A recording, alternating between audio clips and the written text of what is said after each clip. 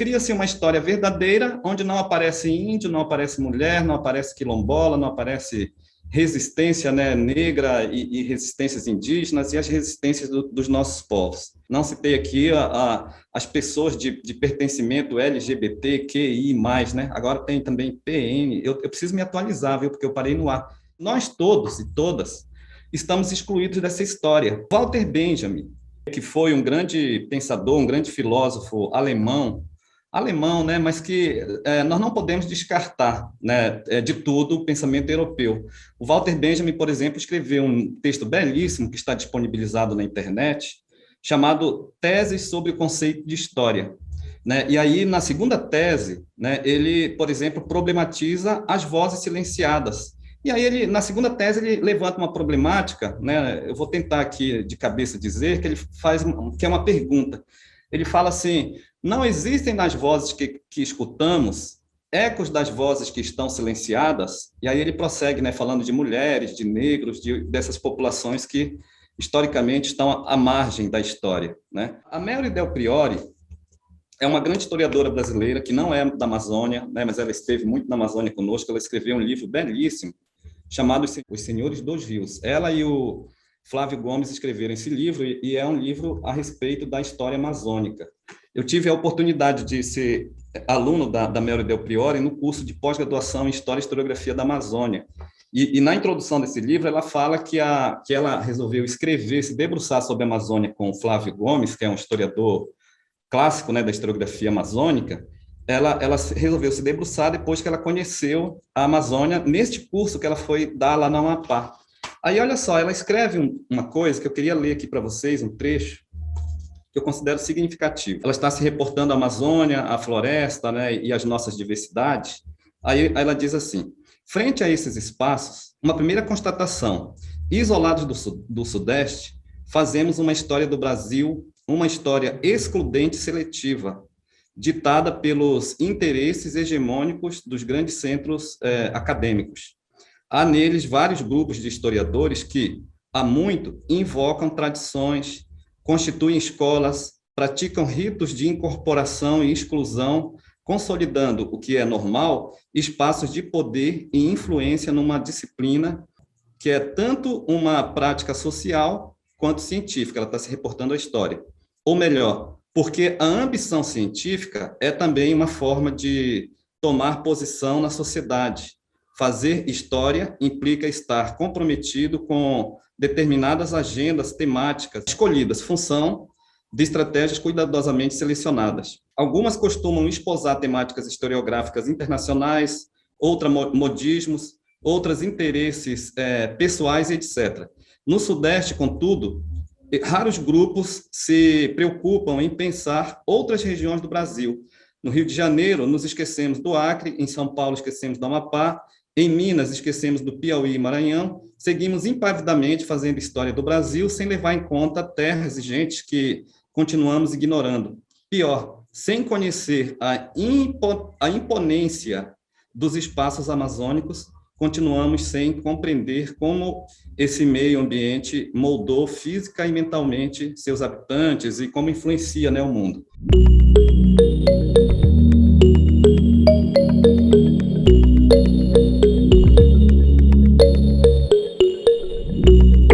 E aí, do ponto de vista mesmo da Amazônia propriamente, nós vemos assim que a Amazônia, esse nome ele deriva de uma mitologia grega. Olha só, lá da Grécia Antiga, né, as amazonas gregas eram mulheres guerreiras, né, que cortavam, inclusive, os seios para posicionar de maneira bem tranquila seus arcos, né, de guerra. Então, os primeiros europeus que circularam por aqui no século XVI, eles juraram que viram mulheres amazonas circulando por aqui, né? Então, eles falavam que viam mulheres, inclusive, de seios cortados, e que transitavam aqui pela região. O Francisco Orellana, que foi um dos primeiros colonizadores, né, espanhol a transitar pelo Rio Amazonas, ele e seu escrivão escreveram histórias dizendo que viram mulheres nuas, que viviam isolados e sem homens, né, que eram as Icamiabas. e que lembravam, segundo eles, as lendárias Amazonas lá da Grécia Antiga, né? Então, a partir desses relatos europeus, veio o nome Amazônia, que veio para ficar, né? E de fato ficou.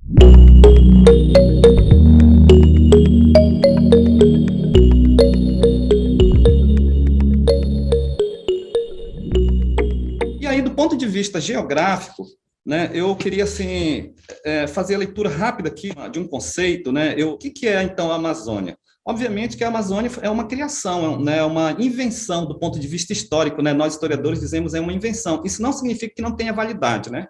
Significa que é a produção de pessoas. Então criaram o nome Amazonas e isso tem uma historicidade. Mas do ponto de vista histórico e geográfico, digamos então que a Amazônia é uma ampla região natural que se estende do maciço das Guianas e do Planalto Brasileiro, e desde o Atlântico até os Andes, né, na América do Sul, com uma superfície de aproximadamente 7 milhões de quilômetros quadrados, compartilhada pelo Brasil, em sua maior parte, mas também pela Guiana Francesa, Suriname, Guiana, Venezuela, Colômbia, Equador, Peru e Bolívia. No Brasil, né, nós identificamos a Amazônia de dois formatos, né? Uma é que a Amazônia, então, é apresentada como a região norte do Brasil, compreendendo 5 estados, né, que é o Amazonas, Pará, Amapá, Roraima, Acre e Rondônia, o que soma, os seus limites no Brasil, 3.581.000 quilômetros quadrados. E uma outra denominação é a Amazônia Legal, que vai para além desses limites, né? Então, a Amazônia Legal ela foi criada pelo decreto 5.173 de outubro de 66, para fins de planejamento. Então, ela alcança além das áreas acima destacadas, porque a Amazônia Legal ela pegaria também o atual estado do Maranhão, o norte do Mato Grosso e todo o estado do Tocantins, né? Então, é uma área gigantesca do ponto de vista geográfico, com uma biodiversidade assim invejável, né, para o mundo inteiro.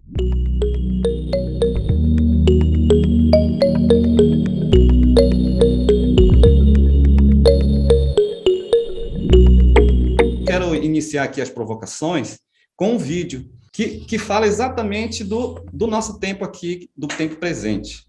E aí a gente recua no tempo. Vamos lá.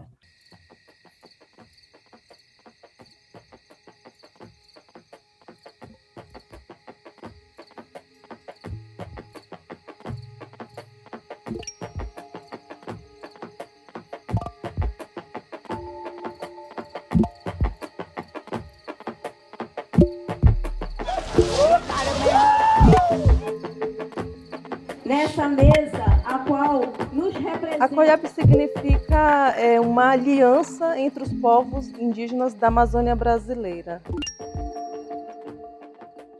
A COIAB é um espaço político em que todos esses povos, né, estabelecem suas alianças, e não somente a aliança, mas a união de ponta a ponta da bacia amazônica brasileira. Ela representa essa força, essa união e a junção da diversidade da bacia amazônica.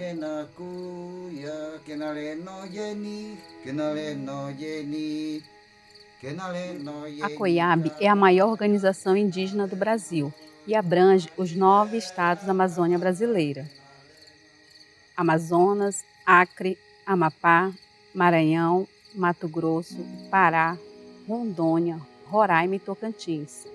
É uma das regiões mais ricas do mundo e uma das mais ameaçadas do planeta.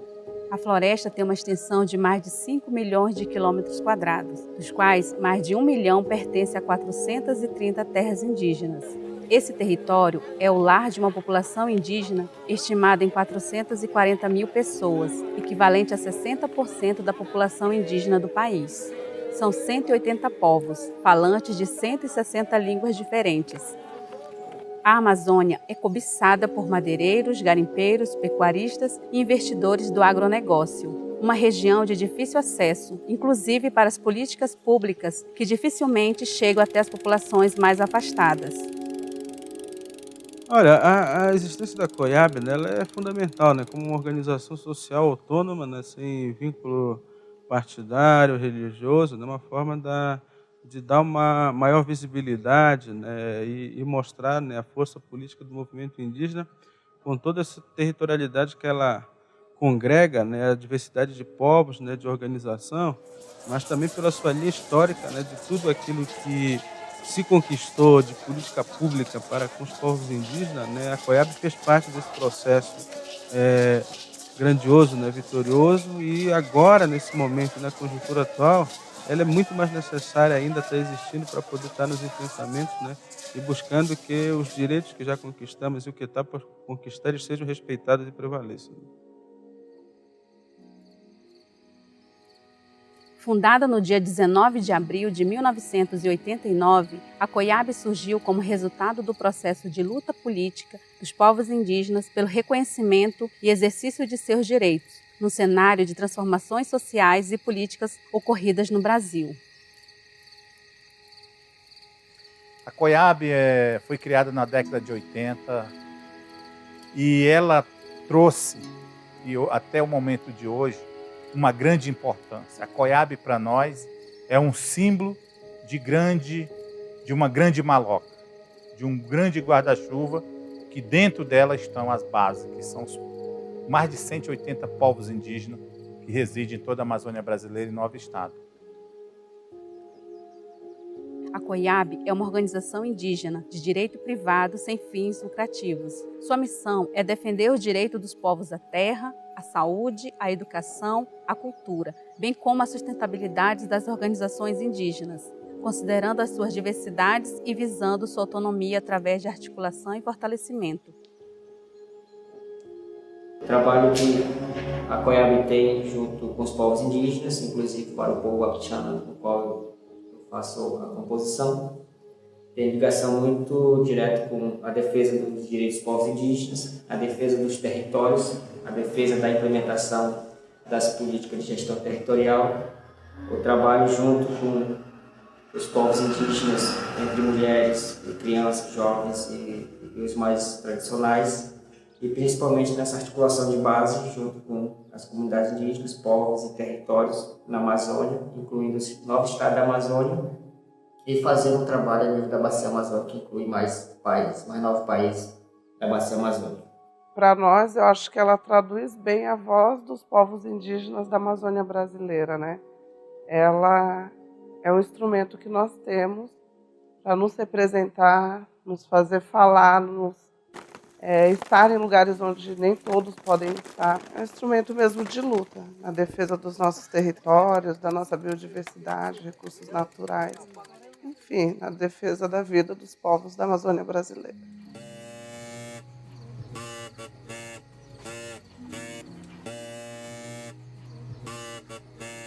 Então, esse confiar entre nós, ele vem crescendo, e isso é o que faz com que a força do movimento indígena ele se perpetue e seja muito maior do que qualquer outra força do mal, né? Porque nós estamos aqui para trabalhar pelo bem comum de todos. Nós temos uma responsabilidade de várias pessoas que estão aí pelos nossos povos indígenas de isolamento voluntário, que são os nossos povos autônomos, né? Então, pela qualidade de vida e pela essa resistência, é o que a COIAB ela vem trazendo junto com as suas federações.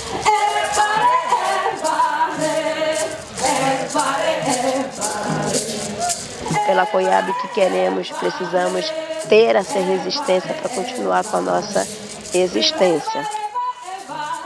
COIAB, há 30 anos lutando pelos direitos dos povos indígenas da Amazônia brasileira.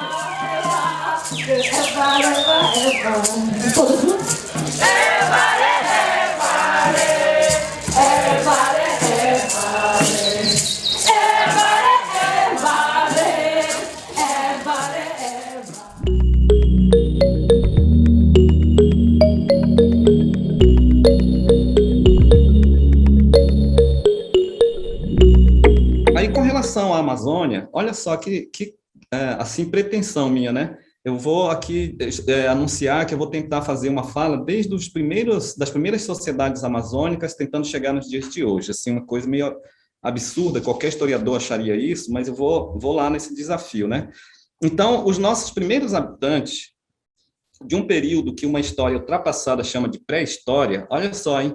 prestem bem atenção que pré-história é uma categoria de análise que já está superada, né?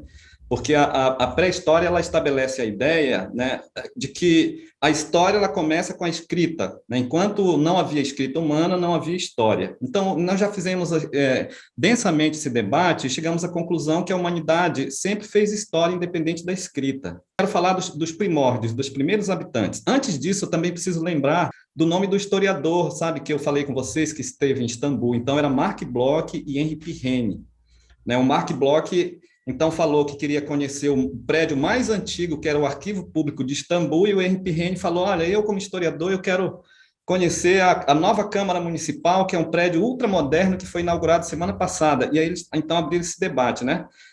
Daí eu trouxe esse vídeo para nós pensarmos assim nas problemáticas atuais, né? Hoje são tantos problemas, os povos indígenas sendo massacrados, uma política de genocídio aberta contra os povos indígenas e de ecocídio.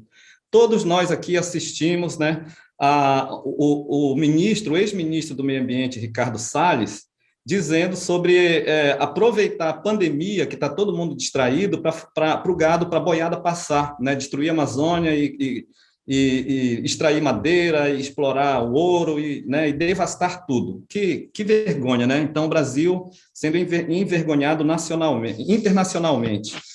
Mas vejam só, segundo os estudos arqueológicos, né, na verdade, tem várias datações, né, mas assim, eu preferi pegar uma datação que é de aproximadamente 25 mil anos, né, a chegada dos primeiros habitantes aqui na região da Amazônia. A datação até de 60 mil anos atrás, né? Não existe muito acordo, consenso, digamos assim, mas o mais comum é falar de aproximadamente entre 24 e 25 mil anos, e esses primeiros habitantes da Amazônia teriam chegado pelo Estreito de Bering, né? Então, eles teriam chegado não exatamente na Amazônia, né? Na verdade, os primeiros habitantes chegaram pela América Central. Então, aquela ligaçãozinha ali entre a América do Norte, né, e a região polar congelava durante, né, há mais ou menos 30 mil anos atrás, 25, 30 mil anos atrás, congelava, e a primeira leva, né, de pessoas que vieram para a América teriam vindo ali da região da Polinésia, né, da Ásia, portanto. E aí muitas pessoas, antropólogos e estudiosos, dizem assim, inclusive os povos indígenas, né, da Amazônia, de maneira geral, têm características físicas muito semelhantes com os indonésios, né, com os asiáticos, não por acaso, né, porque essa travessia se deu efetivamente, e há aproximadamente 20 mil anos, né, esses primeiros grupos polinésios teriam chegado aqui.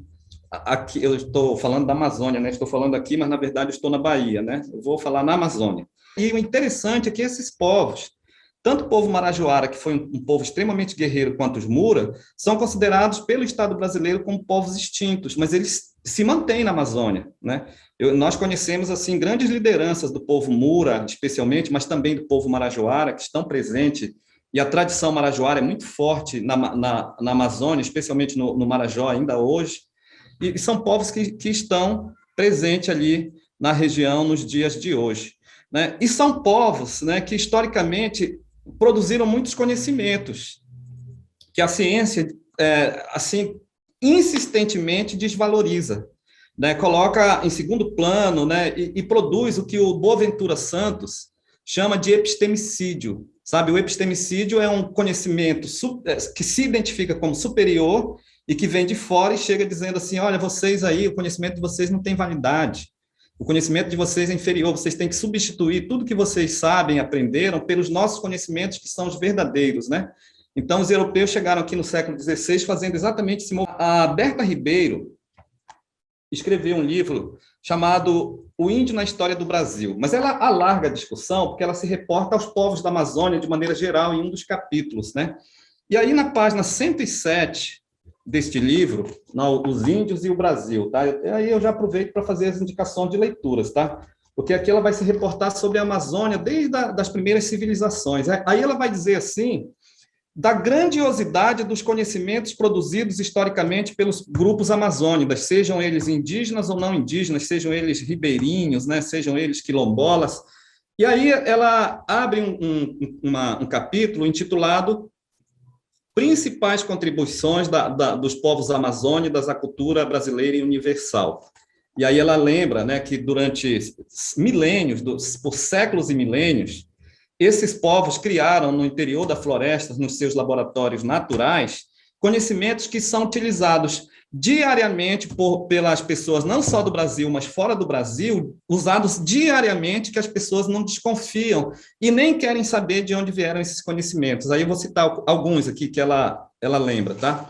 Ela fala assim, olha, das plantas alimentícias cultivadas, né, na Amazônia desde tempos imemoriais, aí mandioca, o milho, a batata doce, o cará, as favas, cada um desses elementos, ela faz uma longa discussão sobre cada um deles, tá? Não dá tempo de a gente fazer aqui, eu quero só lembrar.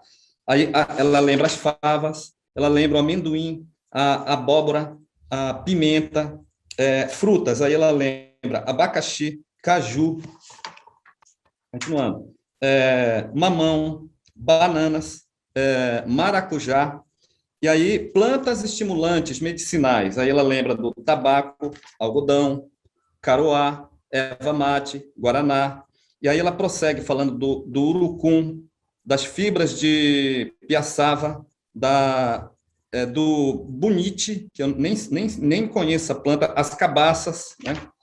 Ela lembra dos pinhões, do andiroba, do açaí, da bacaba, do babaçu. E aí ela prossegue, sabe, assim, longamente, falando o acará, né, o genipapo.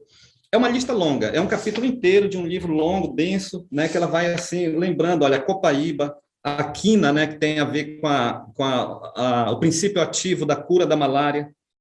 Isso tudo são conhecimentos milenares desses povos da floresta, desses povos que historicamente são silenciados pela história, pela arqueologia, né, e que sistematicamente os colonizadores impõem, né, uma ordem, de maneira que esses conhecimentos nossos na Amazônia são tidos como inferiores.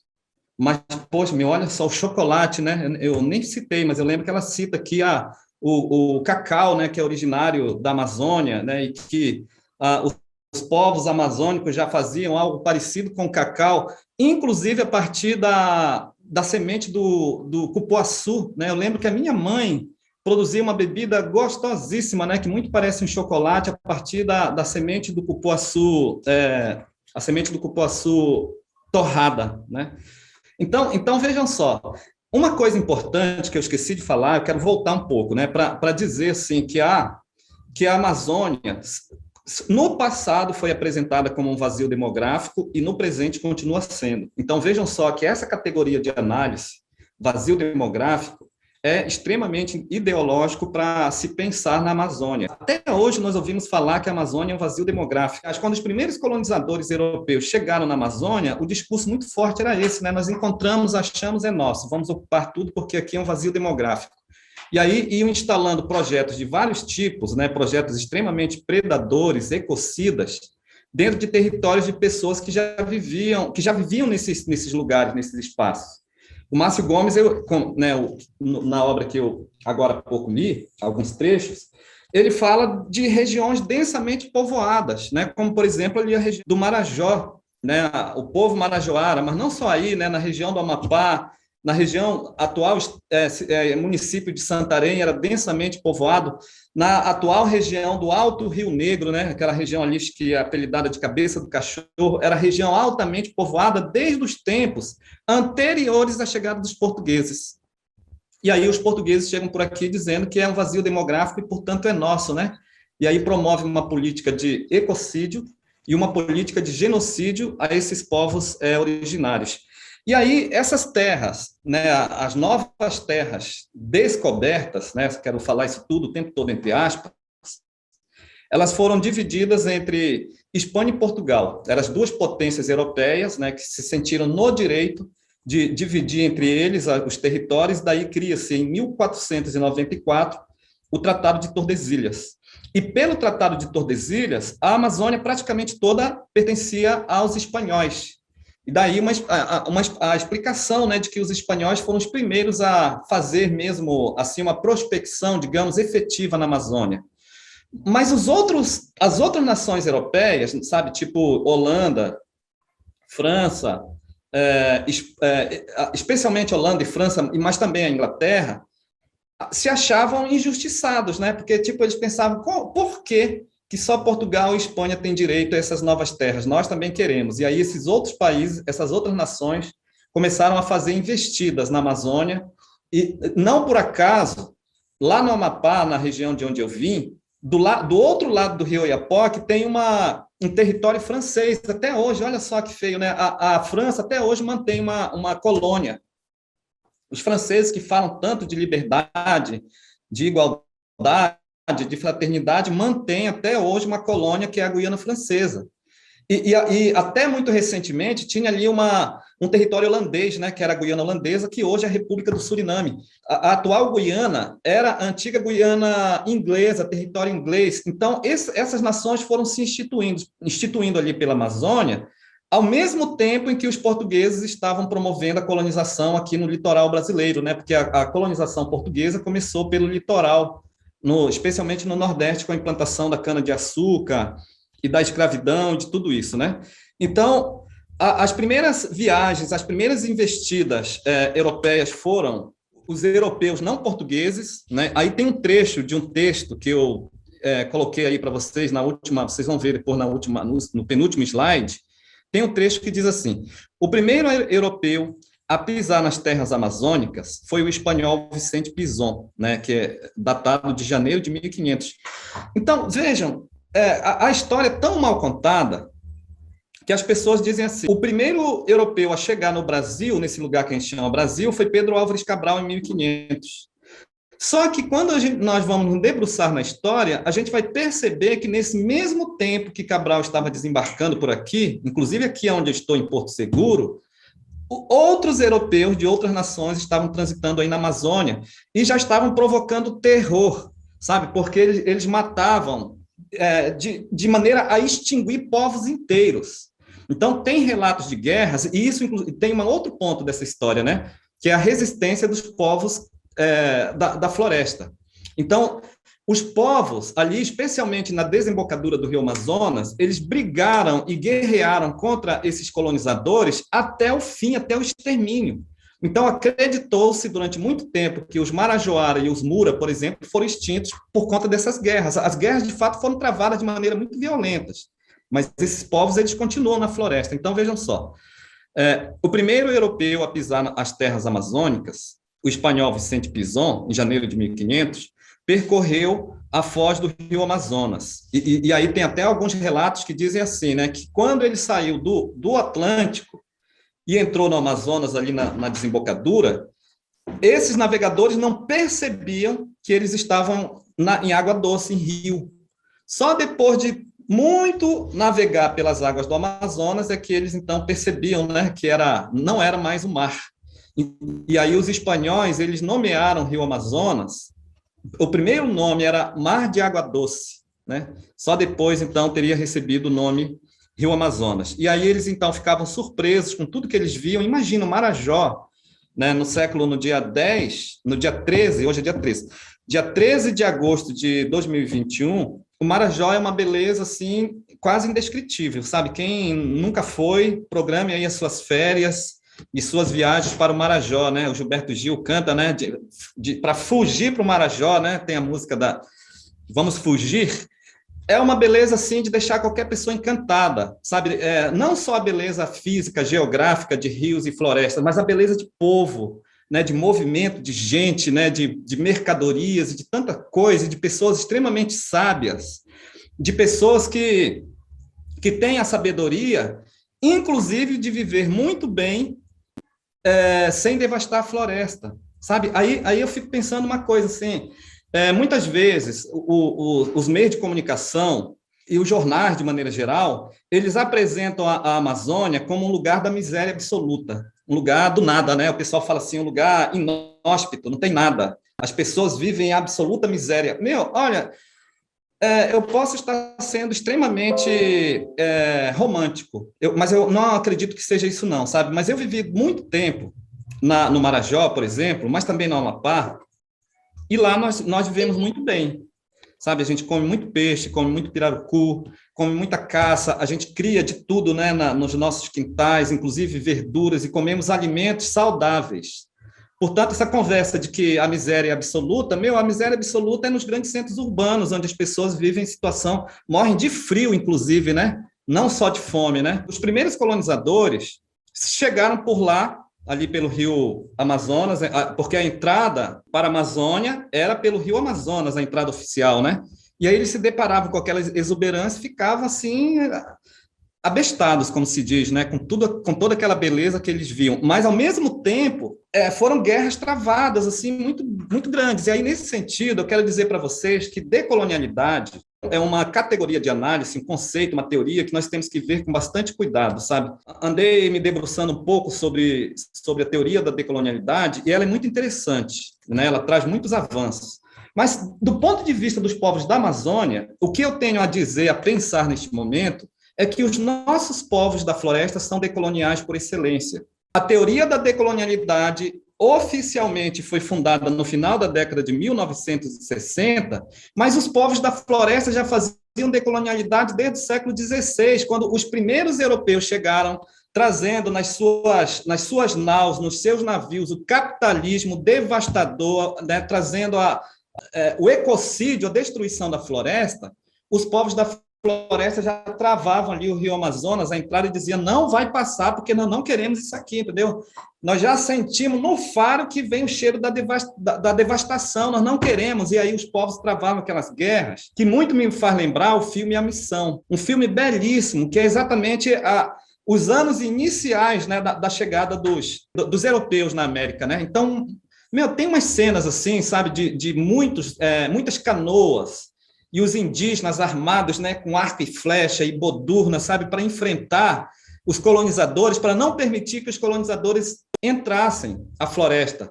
Só que, infelizmente, não tinha combate, né? Os caras vinham com canhão, né, com arma de fogo, e aconteceu um verdadeiro genocídio. Mas nós já estávamos dizendo do perigo que era aquilo ali, entendeu? Porque os portugueses e os espanhóis e todos os colonizadores, eles trouxeram com eles o capitalismo no seu primeiro formato, que era o capitalismo mercantil. Então, vejam só que, né, referendando a ideia, os povos indígenas são decoloniais por excelência. Mas, dito de outra forma, e de maneira complementar, eu não quero ser contraditório na minha fala, eu diria assim que nós, povos da Amazônia, não estamos vivenciando tempos de decolonialidade, né? Porque a teoria da decolonialidade, ela nos diz que dia 7 de setembro de 1822, que é a data da independência do Brasil, nós teríamos vivido o tempo do colonialismo, o tempo da submissão à metrópole, e que, a partir dali, nós vivemos a herança da opressão que a teoria chama de colonialidade. E aí o que eu quero dizer é que nós, povos da floresta, vivenciamos tempo de colonialismo.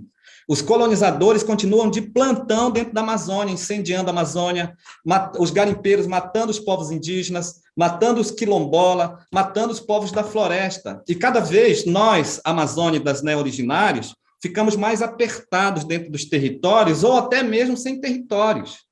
Tem um livro muito interessante, vou indicando aqui um monte de coisa, viu, gente?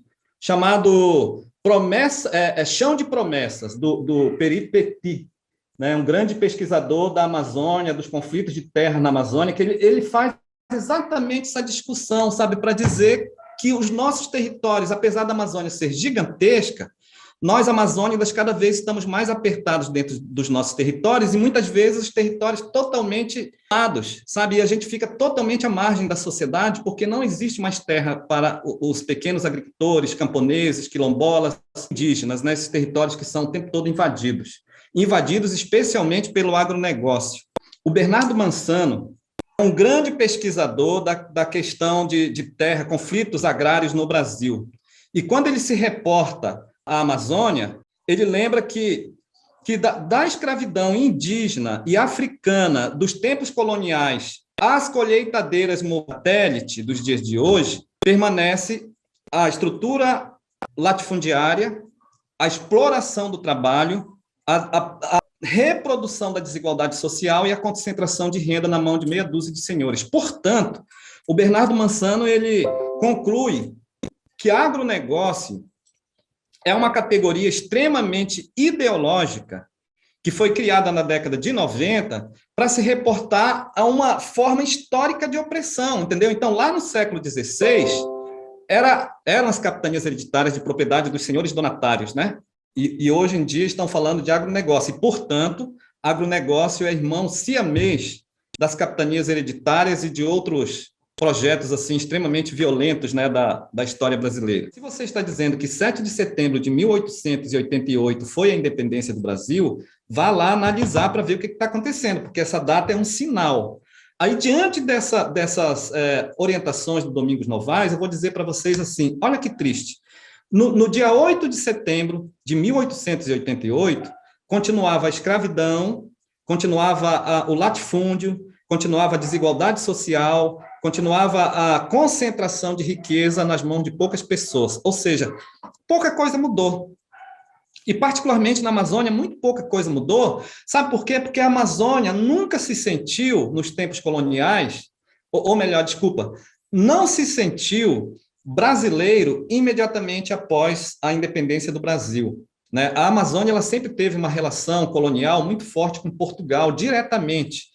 Tanto é que a organização do Brasil colônia era assim, Grão-Pará, que o Grão-Pará era a Amazônia inteira, e o resto do Brasil, que não era Amazônia, era o Brasil. As elites da Amazônia não iam para o Rio de Janeiro ou para Salvador. As elites da Amazônia iam para Lisboa, né? Os filhos da elite iam para Lisboa estudar. A elite ia para Lisboa fazer suas compras e fazer suas negociações. Então, a Amazônia colonial ela não tinha um vínculo com o restante do Brasil. Sabe, isso aí foi uma prática imposta historicamente, né? Os amazônidas não se sentiam definitivamente brasileiros. Só que, com a independência, com a independência do Brasil, a Amazônica dizia, nós não somos esse negócio aí Brasil, não, nós somos Portugal, né? E aí o pau quebrou, porque o Estado brasileiro, né, Dom Pedro I, mandou uma frota gigantesca, entendeu, de soldados ingleses para vir impor a independência na Amazônia. E impuseram, sabe? Mataram muita gente, inclusive, olha só, muita gente pobre, indígenas, negros, né, ribeirinhos, foram para a linha de frente do confronto na Amazônia para dizer nós não queremos independência, nós queremos manter vínculo com Portugal. Só que essa força foi vencida, sabe? A independência ela foi, obviamente, imposta, e em grande medida, gente, olha, eu vou dizer para vocês que até hoje, né, no ano de 2021, né, nós na Amazônia, né, nos sentimos tão pouco brasileiros, né, nós somos desamparados pelo Estado brasileiro. Imagina, eu já transitei pelo Brasil inteiro morando, já morei em São Paulo, em Belo Horizonte, no Rio de Janeiro, em Petrópolis, sei lá, na Bahia, e sempre eu ouço uma conversa assim, sabe, as pessoas dizendo, gente, mas é verdade que existe Acre? É verdade que existe Amapá? Será que isso não é invenção? As pessoas dizem isso hoje, entendeu? Ou seja, o Brasil não conhece a Amazônia, né? Então, nós da Amazônia não temos motivo, nós não somos motivados a sermos brasileiros ou patriotas. Eu acho que os brasileiros, de maneira geral, não são motivados, e nós da Amazônia muito menos, né? Então, o que vai acontecer? O desdobramento disso, imposição de independência, um ano depois, né? Paulada nos amazônidas, imposição da independência. Aí um senhor chamado Felipe Patroni, média alta, paraense, ele estudou em Lisboa.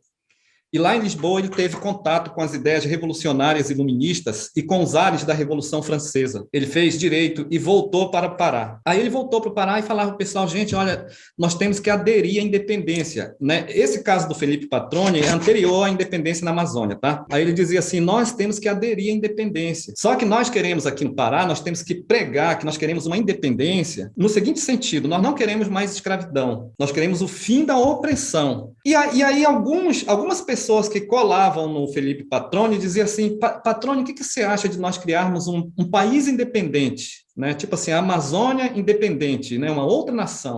O Felipe Patroni ele tinha uma certa desconfiança, ele não concordava muito com isso não, mas uma parte muito grande das pessoas que andavam ali ao redor dele achavam que era uma boa ideia uma nação independente. O Felipe Patroni, sabe, ele vivia insatisfeito, porque ele pensava assim, cara, a gente vai ter que aderir uma nação independente, escravocrata, extremamente elitista. Aí as elites falaram, olha, nós temos que fazer o seguinte, vamos mandar o Felipe Patroni para representar o Brasil em Portugal, sabe? A gente se livra desse cara. Aconteceu, só que os simpatizantes do Felipe Patroni ficaram, né? Um senhor chamado Batista Campos, né? Quem é do Pará ouve muito falar desses nomes, né? Tem linha de ônibus do Felipe Patroni, tem a Praça Batista Campos. O Batista Campos ele deu prosseguimento com aos ideais do Felipe Patroni. Inclusive, ele deu continuidade a um jornal que o Felipe Patroni criou, chamado Paraense, que era um jornal que defendia a independência, a abolição da escravatura e quem sabe, até uma nação autônoma, seria a Amazônia propriamente. A independência aconteceu, o Felipe Patroni foi preso no final das contas, e quando chegou no período regencial, né, porque o primeiro momento do Brasil independente foi o governo do Dom Pedro I, que foi um governo muito irresponsável, diga-se de passagem, tão pouca coisa fez. O Dom Pedro I, ele foi extremamente oportunista. Ele, assim, queria que o Brasil fosse independente, mas ele queria que o Brasil fosse submisso a Portugal, sabe? E o maior partido brasileiro nos tempos do Dom Pedro I era o Partido Português. Olha só. E o Partido Português defendia os interesses de Portugal. E quando o Dom Pedro faleceu, o Dom João VI faleceu, o Dom Pedro foi embora para Portugal, tentando assumir o trono lá em Portugal, né? E o Brasil ficou num vácuo de poder, porque o filho dele, o Dom Pedro II, era menor de idade, né? Então não tinha política séria para o Brasil e nada para a Amazônia.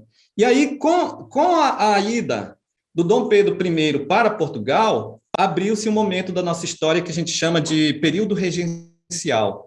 E nesse momento de período regencial, o poder no Brasil, né, o poder central ficou fragilizado e começaram a abrir vários movimentos contestatórios no Brasil inteiro. Na Amazônia, todos já ouviram falar de um movimento muito interessante, um movimento popular chamado cabanagem, um movimento de duração longa até, né, que durou de 1835 a 1840. Né? Então, o que era a cabanagem? Era um movimento de gente...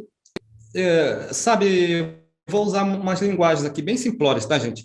Era um movimento de gente pobre, de gente excluída, era um movimento de preto, de índio, de ribeirinho, sabe, de gente totalmente excluída, né?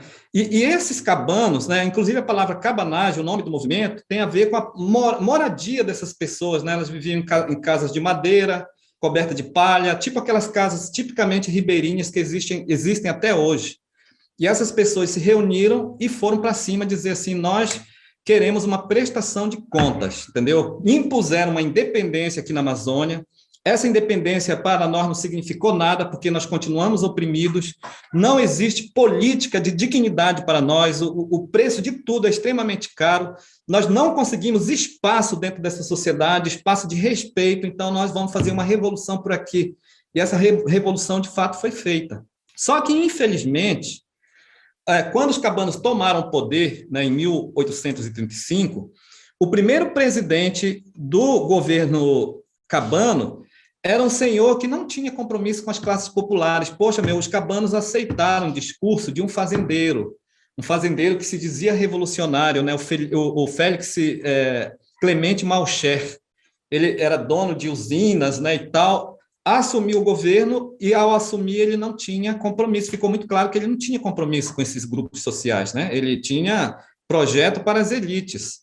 Só que ele foi assassinado pelos revolucionários, sabe? Os revolucionários não ficaram satisfeitos, assassinaram e, enfim, criaram uma república cabana, né? Governada pelo Antônio Vinagre. O Vinagre foi substituído depois pelo Francisco Vinagre, de tal forma que os cabanos ficaram no poder durante alguns anos, né? E durante esse tempo de poder, eles tentaram, num esforço muito grande, fazer política para valer para os grupos marginalizados, indígenas, negros, ribeirinhos, né, povos da floresta de maneira geral. Só que, como já era de esperar, o governo central veio e bombardeou, né, as cidades onde tinham os grandes focos, né, da cabanagem, né, especialmente Belém. Belém era o epicentro da cabanagem. Mas não só Belém, tinha também em Manaus, em Santarém, em Macapá, em tantos outros lugares, foram violentamente reprimidos e presos. E aí o Dom Pedro II assume o governo em 1840, né, com o golpe da maioridade, e toma uma decisão que foi a de anistiar todos os revolucionários ali do movimento cabano. A cabanagem até hoje, né, assim, guarda uma memória muito forte ali na Amazônia. E as pessoas, tem muitos movimentos sociais que continuam se identificando como cabanos. Enfim, chegamos então assim nos dias de hoje, né?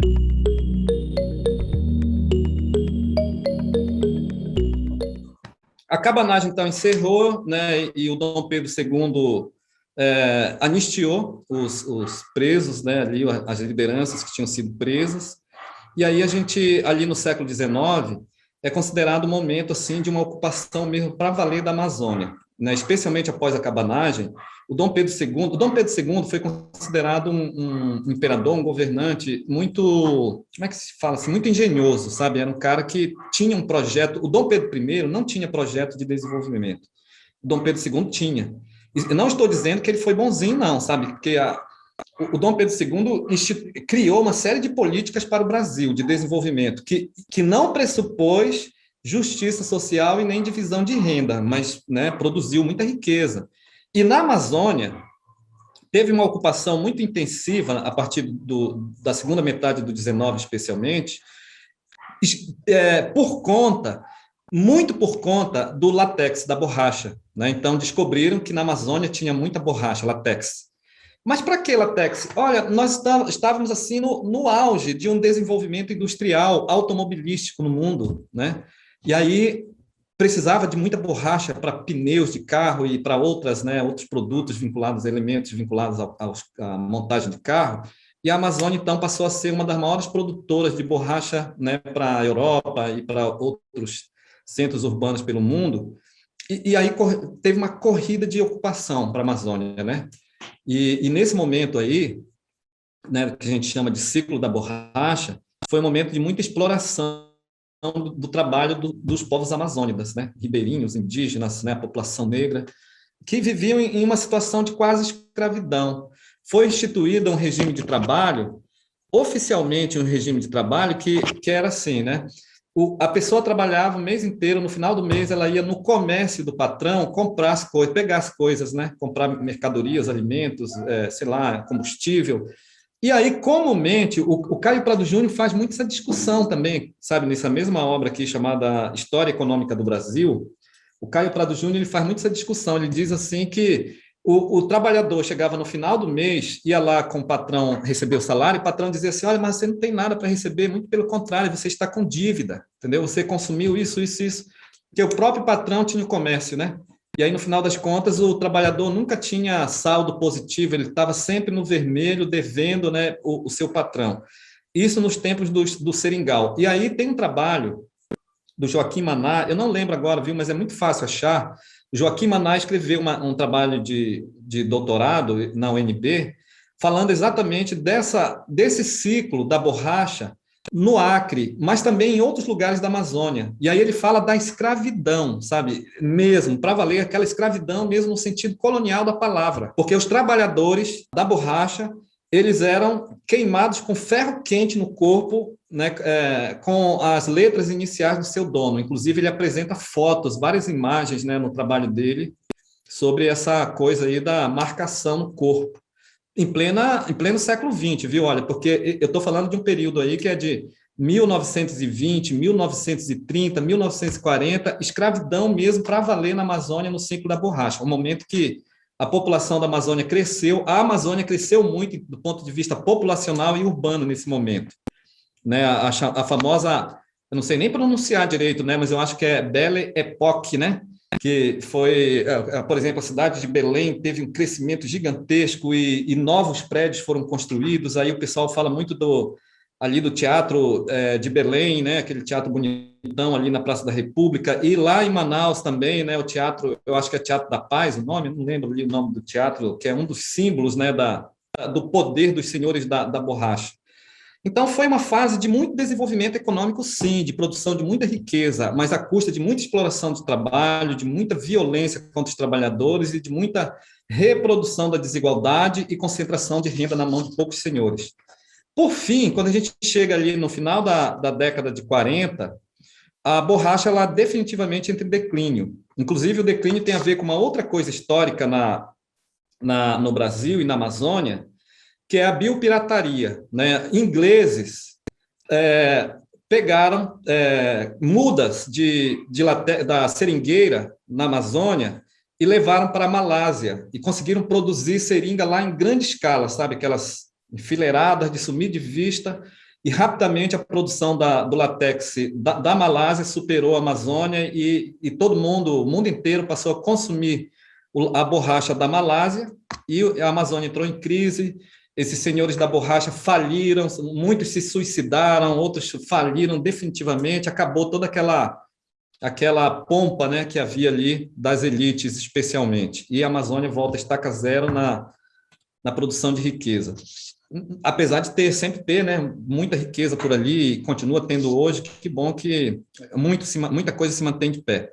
E depois, sabe, dessa crise toda, aí a política na Amazônia instituída vai ser a política dos grandes projetos. Eu quero encerrar bem por aí, sabe, os grandes projetos que, entre eles, por exemplo, a Zona Franca de Manaus, né, que foi uma tentativa de solucionar o problema deixado pela borracha e que não resolveu os problemas, né, nem no passado nem no presente. Mas não só isso, olha, os militares chegaram e instituíram as grandes rodovias na Amazônia, a Transamazônica, por exemplo, né, e outros tantos grandes projetos que criaram a Sudan, né, que era a Superintendência de Desenvolvimento da Amazônia, e levaram levas e levas de grandes fazendeiros para a Amazônia, e esses fazendeiros aumentavam seus territórios em cima de terras quilombolas, de quilombos, em cima de terras indígenas, produzindo monocultura de cana-de-açúcar, de eucalipto, de soja. E esses grandes projetos, na verdade, foram e continuam sendo devastadores, né? Eu diria assim que nós vivemos no tempo dos grandes projetos. Tem um grande projeto no Jari, o projeto chamado Jari Celulose, ali na fronteira do Amapá com o Pará, em Monte Dourado, né? Monte Dourado é a sede desse grande projeto.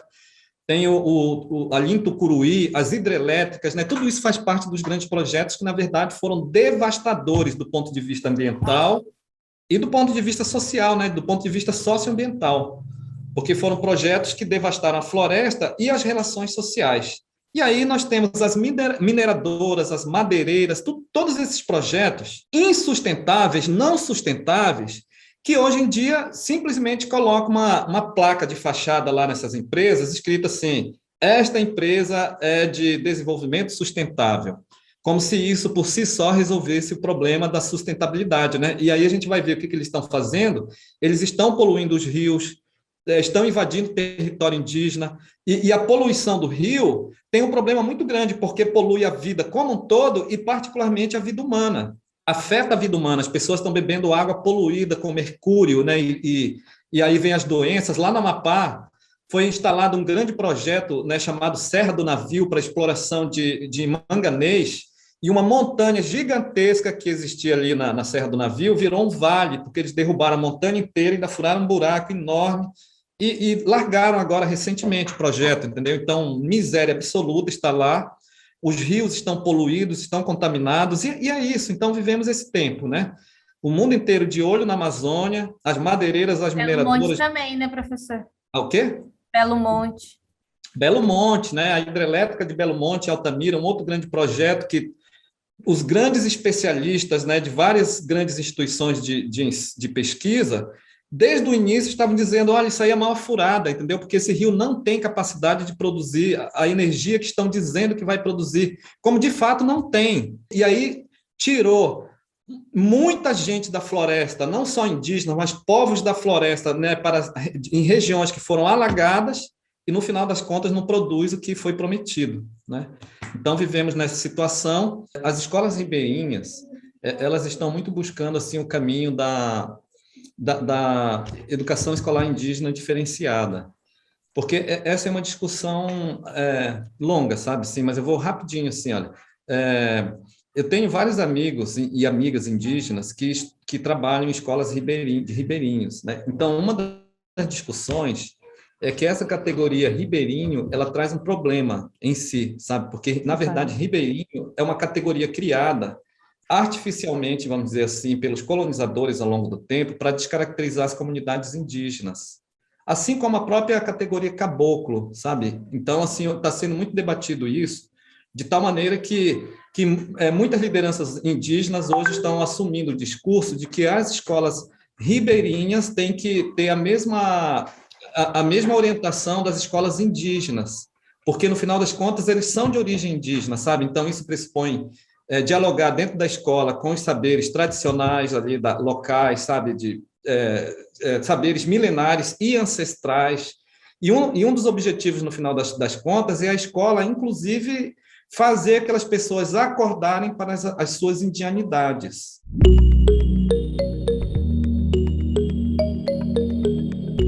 A gente vai encerrar daqui a pouquinho com essas apresentações, mas eu tinha falado com a Priscila da Aline Caiapó, que é minha companheira, ela é indígena, filha de cacique, e é super amazônica, né, batedeira de açaí. Eu queria que a Aline aproveitasse e fizesse uma fala. Olá, Maico Mrinha, Camarimé, boa noite. Então, gente, quando o Edson falou para mim sobre esse curso, eu falei, como você vai conseguir fazer isso? Me diz, né? Porque, enfim, né? Muita complexidade. Eu quero dizer para vocês que às vezes a gente se coloca numa posição agora, né, que nós assumimos não agora especificamente vocês, mas eu quero dizer assim, agora nesse momento, né, nesse contexto onde os estudos decoloniais estão aparecendo nas universidades, onde, claro, né, com mais força por conta do movimento preto indígena, né, a gente deve falar isso sempre, porque se fosse pela própria e pura vontade, né, a gente sabe que não seria assim, seria em outro formato, mas às vezes a gente se cobra muito, né, às vezes a gente se cobra por não saber, às vezes, se colocar, às vezes a gente se cobra por ficar nervosa ao assumir essa identidade ribeirinha, então essa identidade amazônica, mas a gente não precisa se cobrar tanto, né, mas eu sempre falo assim, eu não vou me cobrar tanto no sentido de... o porquê que as coisas não aconteceram naquela época, né? Poxa, quando eu estava lá, eu poderia ter feito tanta coisa, né, lá na Amazônia, mas eu penso sempre assim, eu não tinha essa mente política formada, né, que hoje eu tenho, e que mesmo não estando lá, a gente consegue fazer, né, e trabalhar com projetos, e fazer um tanto de coisas. Eu, por exemplo, fui criada não nasci na aldeia, não nasci na aldeia em Goiamroti, nem no Moicaracô, nem nas aldeias de Caiapó, mas eu nasci em Belém do Pará, né, e eu fui criada no contexto ribeirinho, onde a nossa renda financeira, né, era toda do açaí. Então, nós tínhamos um terreno onde a gente plantava o açaí, colhia o açaí, levava para ver o peso, vendia, a outra parte levava para a baiuca, batia o açaí, vendia o açaí, e tinha toda uma questão também ritualística com o açaí, porque para nós o açaí é muito sagrado. Quem é da Amazônia sabe como que o nosso açaí, né, a gente ama e não gosta que descaracterize, né? E toda também essa violência que o Edson falou já aqui para vocês, eu não vou me alongar, mas também as violências regionais ligadas à nossa alimentação, né? Então, assim, a gente vê muitas as pessoas descaracterizando, né? Pega o acarajé e fala assim, o acarajé é gospel. Não estou falando nada contra os cristãos, só estou dizendo uma coisa pontual, né? Pode comer esse acarajé, que esse acarajé aqui é gospel. Nós estávamos na lotação aqui em Porto Seguro e escutamos assim, o acarajé é gourmet, né? E as pessoas falam isso do açaí também, né? E tratam as nossas comidas como se fosse, sempre trazendo assim uma característica pejorativa. Eu digo que tem que ter uma personalidade forte para você comer a comida nortista, a comida amazônica, né? Porque é uma comida forte demais. Mas, assim, tudo isso que ele falou e toda a minha vivência que eu tenho com relação à Amazônia, eu posso dizer para vocês que nós temos alcançado grandes espaços dentro da sociedade, da própria sociedade amazônica, e dizer assim, olha, nós somos muito mais do que isso. Nós somos muito mais do que os livros contam. Nós somos poderosíssimos, né? O mundo todo está de olho aqui e não é à toa. Então, aquele posicionamento daquele ribeirinho, daquele comportamento, às vezes, um tanto fragilizado, né? Desprovido, assim, de uma, digamos assim, uma arrogância boa, uma prepotência que é devido ao nosso orgulho de ser o que nós somos, está nascendo agora nos povos ribeirinhos, né? Que não tinha antes. Quem é do norte sabe do que eu estou falando, né? Mas sabemos que isso tudo é fruto do que de séculos, né? De muita opressão. Você imagina, o Edson estava falando sobre as icamiabas, né? Carvajal, lá, escritor, falou sobre as Icamiabas, né, sobre as Amazonas, né, e a história que ele conta não é absolutamente nada a ver com a história real das Icamiabas, que nós temos essa herança, né, que é da oralidade, da história da oralidade, que foi trazida de uma geração para outra. Eles contam que as Icamiabas... Olha só a cara de pau do colonizador. Ele tem a audácia de falar que as Icamiabas, por exemplo, era um grupo de mulheres guerreiras que se deitavam com eles e para eles ganharem as batalhas, eles ganhavam uma medalhinha, né, que é o Muiraquitã. Nunca essa história é realidade, né? Eu tenho quase que certeza, inclusive já comecei a escrever essa história, colegas, que as Icamiabas, né, elas foram raptadas por eles, foram estupradas, estavam nas caravelas e elas se uniram e mataram eles, pegaram as caravelas e se embrenharam no meio das matas amazônicas, porque elas conhecem muito bem, né? E sim, elas tinham filhos. E quem é que sabia dos esconderijos delas? Os grandes guerreiros, os nossos grandes guerreiros indígenas, né?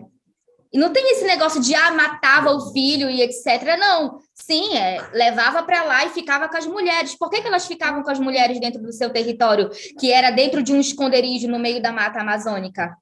Obviamente, para que essas crianças, mulheres, não fossem as próximas vítimas do estupro, né? E aí, quem que sabia?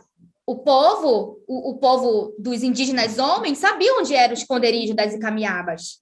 E eles iam para lá para se relacionarem, para fazerem sexo, para fazerem amor, para se relacionarem entre si, para criarem família. E você imagina, né, que índio gosta disso, indígena gosta disso, né, de fazer filho com a gente mesmo. Para vocês verem como que muda quando você traz uma outra pessoa, né, muda o personagem, né, e muda o contexto histórico. Então, daquela pessoa que fazia um Muiraquitãzinho para dar para eles vencerem as batalhas, você acha que tem conexão uma coisa com a outra? Vocês acham que realmente as guerreiras indígenas, né, vão ficar com os homens brancos colonizadores que mataram seus companheiros, que mataram a sua família, que invadiram as aldeias e ainda vão presenteá-los com um Muiraquitã, né? Que coisa mais sem sentido isso, né? Não tem o mínimo sentido uma coisa dessa. Mas é isso, gente.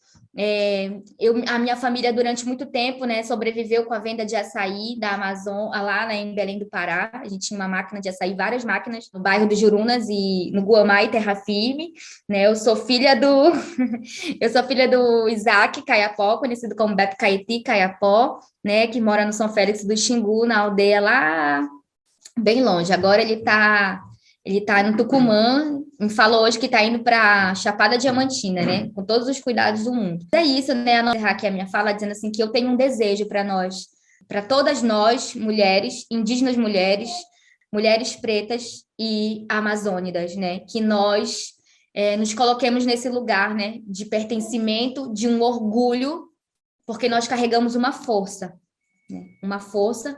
E essa força, ela não é qualquer força, né? Ela é uma força extremamente poderosa que é capaz de mudar vários contextos. Quero contar um relato de uma parenta e de um parente, né, indígena, que vivia por aí pela cidade do Rio de Janeiro, jogado, e quando ele se encontrou enquanto ser indígena, enquanto pertencente daquele corpo político, hoje ele é um doutor. Ele saiu da condição de um mendigo, né, de um morador de rua, para um doutor em história indígena, né? Ele é, assim, um grande parceiro, companheiro de luta, e ele sempre fala sobre essa importância desse reconhecimento, e ele faz um trabalho, assim, né, da etnogênese lá com os nossos parentes de Cametá. Ele está fazendo agora, inclusive até passar no Insta dele, né? Que é isso, você trazer esse orgulho, né? Você diz, olha, você tem que ter orgulho de você ser preta, você tem que ter orgulho do teu cabelo, você tem que ter orgulho indígena, você não pode ficar fragilizado, né, por essas questões, você tem que valorizar a sua pintura, você, sabe, o teu nu não é qualquer nu, você precisa se colocar nessa posição, né, de enfrentar essa sociedade e fazer isso, e a gente só está conseguindo fazer isso, e esse orgulho étnico, né, esse orgulho do pertencimento só está acontecendo, não é graças a nada mais, nada menos do que a nossa força ancestral e que dá força para os movimentos sociais, né, para o movimento preto, para o movimento de quilombo, para o movimento indígena, para que a gente juntos, né, com a nossa coletividade, a gente se fortaleça e a gente aparece. Né? E agora não tem mais como voltar atrás. E ninguém quer voltar atrás, né? É daqui para frente, como sempre. Né? Obrigada. Boa noite.